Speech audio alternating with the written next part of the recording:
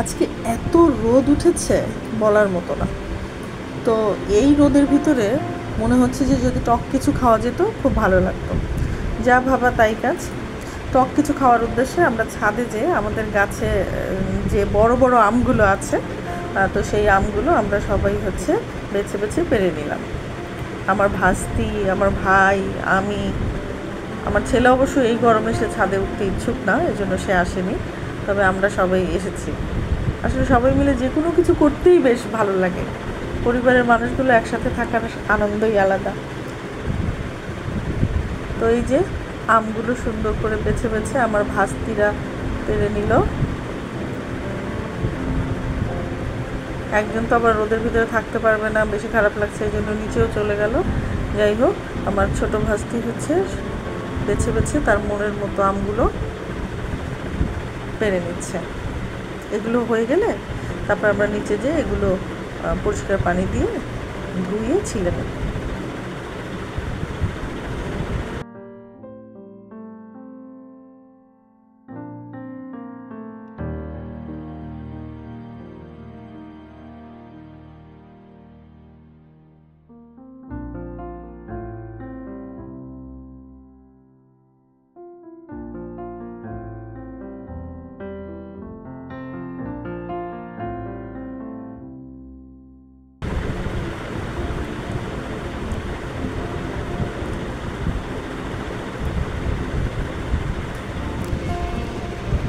যাই হোক, আম পাড়া হয়ে যাওয়ার পরে এই তো আমরা নিচে চলে এসেছি।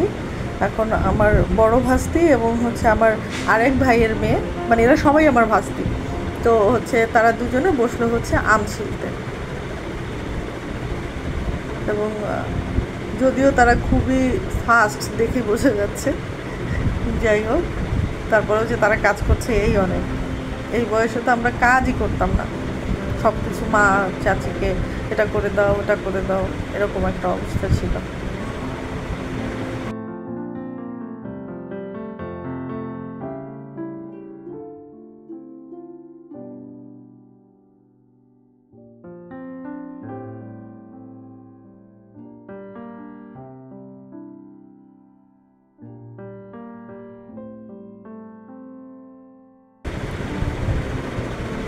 তো সবগুলো আম যখন কাটা হয়ে গেল তখন পরিষ্কার পানি দিয়ে সেগুলো ধুয়ে নিল।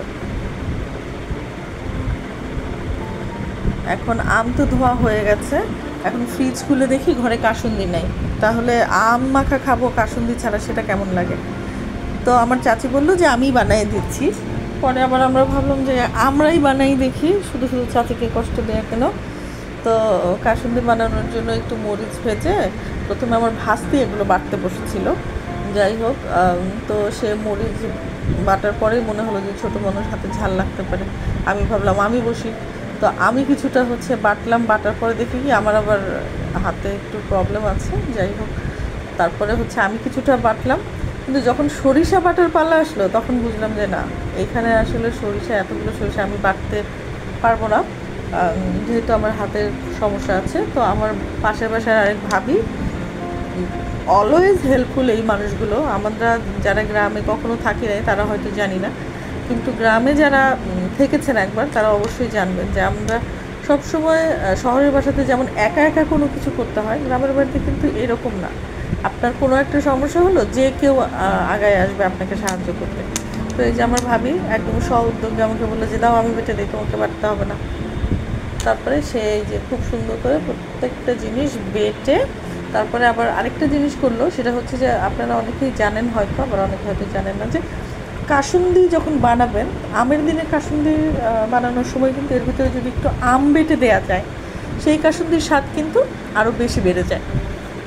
তো আমার ভাবি এই যে আমের ভিতরে একটু, মানে কাসুন্দির ভিতরে একটু আম ছেঁচে আম কাসুন্দি বানিয়ে নিল। এরপরে বাকি আমগুলো ছেঁচে এই কাসুন্দির ভিতরে মেখে দিবে, মানে কাসুন্দি দিয়ে আমগুলো মেখে দিবে।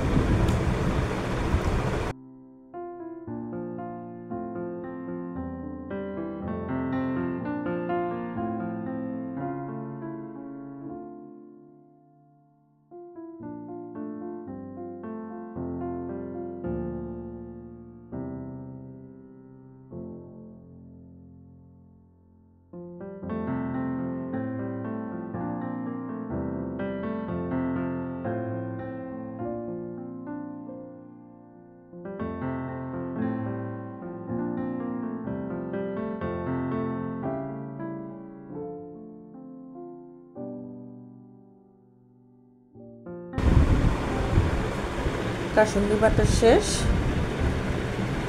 এখন আমগুলো ছেঁচে ফাইনালি এর সাথে কাসুন্দি দিয়ে মেখে খাবো আমরা।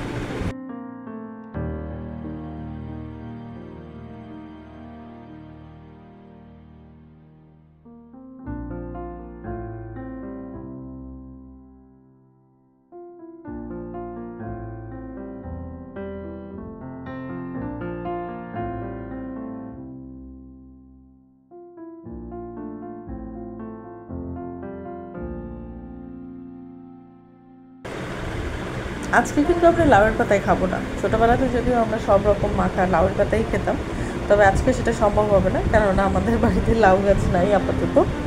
তো আমাদের বাড়িতে যেটা আছে সেটা দিয়ে আমরা কাজ চালাবো। আমাদের বাড়িতে আছে হচ্ছে এলাচ গাছ, এবং এলাচ গাছের পাতাগুলো বেশ বড় বড়। তো আমার ভাই ভাস্তিরাই যে সবাই এলাচের পাতা, কেউ আবার বাটি টাটিও নিয়েছে, তো কেউ আবার হচ্ছে মাটির যে বাটি কিংবা খোড়া যেটা বলা হয় সেটাও নিয়েছে। তো সবাই এই যে খাচ্ছে এবং সবাই বলেছে বেশ মজা হয়েছে। আমরা তো খুবই খুশি, আপনারাও এরকম করে মেখে খাবেন এবং জানাবেন কেমন লাগে। ভালো থাকেন, আসসালামু আলাইকুম।